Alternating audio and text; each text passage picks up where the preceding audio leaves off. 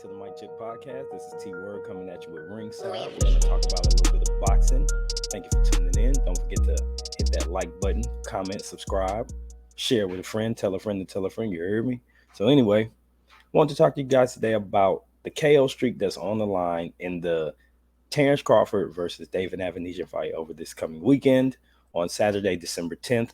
They will be fighting in Terence Crawford's hometown of Omaha, Nebraska at the Chi Health Center. So, this fight is going to feature Crawford, who's 28-0 with, 39-0 with 28 KOs, and David Avanesyan, who is 28-3-1 with 17 KOs. So he's going to be looking to keep his 6 KO streak alive.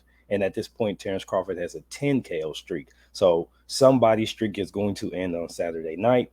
And we're going to talk about that a little bit. So in a little bit of limited research that I've been able to do on David Avanesyan, I see that he's a pretty solid fighter. He's not your A-class fighter, as you would describe some boxers like Terence Crawford, Gervonta Davis, Earl Spence, things of that nature. A lot will consider him C-class. Now, in the European circuit, he's higher up the chain. He's been a European champion and all those good things. But he's also taken some losses to some guys that Terence Crawford and Errol Spence have beaten, including Lamont Peterson, the Mean Machine. And these guys have really put a hurting on him. So in that mindset, you have to think that Terence Crawford being above those particular fighters is going to really give him a hard time on Saturday night. And this one could end early. Not a lot on the card is going to make it that appealing.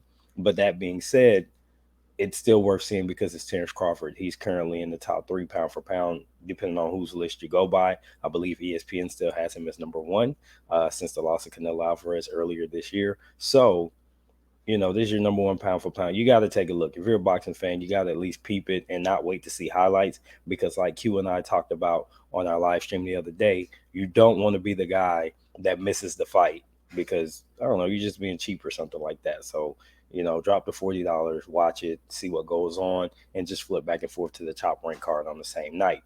Also, I'd like to share with you guys that Manny Pacquiao is going to be fighting on Saturday as well. Not familiar with his opponent, not even familiar with the promoter and all that stuff that's doing the card. I just know Manny's going to get in the ring for an exhibition, and we just want to see how he looks because I think if he looks really good, there's a good chance that he's probably going to try and fight somebody else on a professional level again and not be retired. So we'll see how that goes.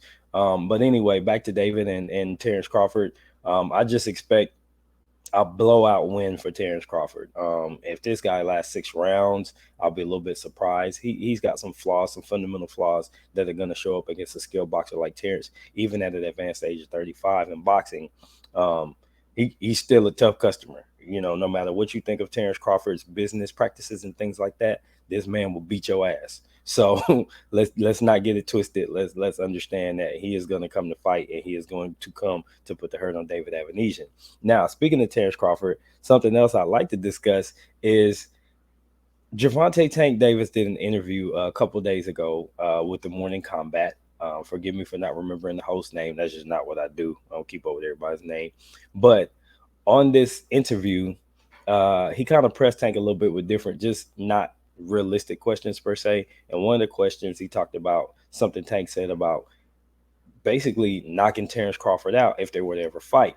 One thing I want to preface this with is when Terence Crawford was at 135, and I'm not saying this is going to happen, but when he was at 135, he did say he would knock Manny Pacquiao out. Now, obviously, he was already bigger physically than Manny Pacquiao. He just weighed less. Tank is on the opposite end of that. He's already about 3 to 4 inches shorter than Terence Crawford. So he's likely not going to be in a position to outgrow the matchup. You know what I mean? So that said, I did want to preface it with that it's not necessarily a realistic thing. It's more of a fantasy thing, but I did want to discuss it a little bit. So if you pay attention to his comments, and you got to watch the way people lay out words because they're telling you what they want you to know. And if you read into it too much, you're going to overlook the basic fact. All he said was, if I touch that chin, I will knock him out. Essentially, if he gets one good shot, he can put him to sleep for a little bit. And that can happen to almost anybody. That can happen to anybody in boxing. The right shot can put you down. The one that you don't see, the one that's fast, the one that comes from the floor, that uppercut that Tank likes to throw. If he was to make contact with Terence Crawford's chin, or catch him in the jaw with a nice little sharp hook or just catch him with just a slipping punch like he did to Rolly, there's a good chance that he could set him down and get him on a 10 count. Now, if they were to just sit there and just try and box all night, I give the advantage to Terence Crawford even at this age, just because he's got the height and reach advantage. He's got the skills to do it. And ring IQ is off the charts, which Tank's ring IQ is starting to show up more as well as he's elevating the competition. But at the end of the day, Terence Crawford is just already there, so you would give him the advantage. But just in the slugfest, just blow for blow, Tank got an opportunity to catch him slipping and put him down for a 10 count. So don't sleep on the idea that Tank Davis could KO Terence Crawford in that regard. I thought that was just something fun to talk about. Obviously, it's just a fantasy situation. I don't ever see these two men getting in the ring together. It just doesn't make sense. I kind of feel like Gervonta Davis is going to clean out 135, and then he's going to move up to 140 and see who's left. You know, might get somebody like Regis or something like that, Gary Antoine Russell, and then call it a day. He already said he's probably going to take care of the guys that's in front of him, his peers, Ryan, Shakur, Devin. He's already got Rolly off the list. And then he going to move on and do something else. You might see him catch Loma, which by the time him and Loma circle around, I don't even think Loma's gonna want to fight anymore by that point. I feel like he's already maybe thinking about retirement because he's looking at Devin and Shakur and how just much bigger those dudes are. So he may not even want any more smoke in the next year or two. And I don't see him and Tank getting together by then.